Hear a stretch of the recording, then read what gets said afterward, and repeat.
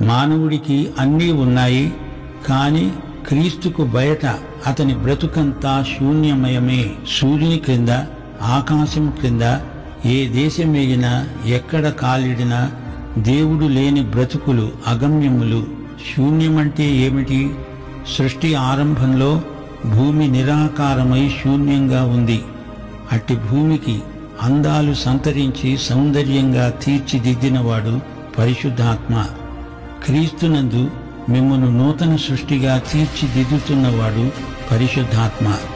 ప్రకృతి పరిశీలన మొదలైనవన్నీ మనలను దేవుని వద్దకే నడిపిస్తాయి. రోమాపత్రిక 1వ అధ్యాయం 20వ వచనం, ఆయన అదృశ్య లక్షణములు అనగా ఆయన నిత్య శక్తి, దేవత్వము జగదుత్పత్తి మొదలుకొని సృష్టించబడిన వస్తువులను ఆలోచించటం వలన తేటపడుతున్నాయి.